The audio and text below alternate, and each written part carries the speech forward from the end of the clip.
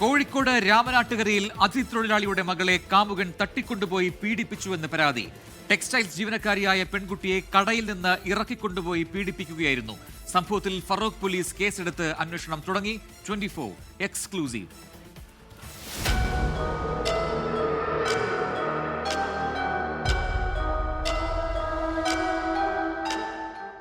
രാമനാട്ടുകരയിലെ ഒരു ഷോപ്പിംഗ് മാളിൽ ജോലിക്ക് പോയിരുന്ന 17-കാരി ഈ പെൺകുട്ടിയുമായി സൗഹൃദം സ്ഥാപിച്ചിരുന്ന യുവാവ് അവധിയെടുത്ത് തന്നോടൊപ്പം കാറിൽ വരാൻ ആവശ്യപ്പെടുന്നു.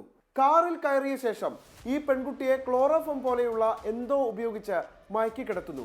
ജോലി സമയം കഴിഞ്ഞ് മകൾ മടങ്ങി വരാതായതിനെ തുടർന്ന് രക്ഷിതാക്കൾ ഫറോക്ക് പോലീസിൽ പരാതി നൽകുകയും പോലീസ് ഇതിനോടകം അന്വേഷണം ആരംഭിക്കുകയും ചെയ്തിരുന്നു.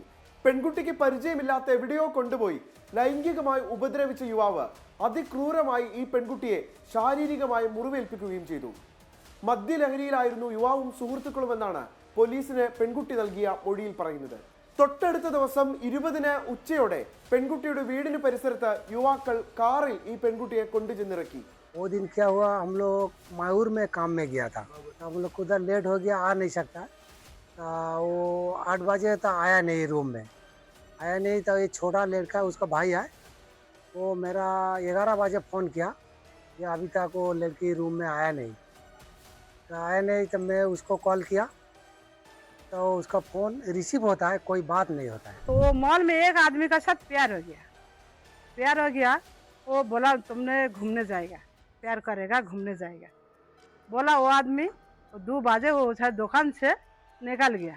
വീട്ടിലെത്തിയ 17-കാരി ആകെ അസ്വസ്ഥയായിരുന്നു. വീട്ടുകാരോട് സംസാരിക്കാൻ പോലും കഴിയാത്ത അവസ്ഥയിൽ ഫറോക്ക് പോലീസ് പെൺകുട്ടിയുടെ മൊഴി രേഖപ്പെടുത്തി. പ്രതിയെ ഇതിനോടകം ട്രേസ് ചെയ്തതായാണ് ഫറോക്ക് പോലീസ് വ്യക്തമാക്കുന്നത്.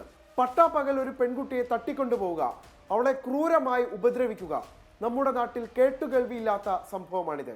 എത്രയും വേഗം പ്രതികളിലേക്ക് എത്താൻ പോലീസിന് കഴിയേണ്ടതുണ്ട്.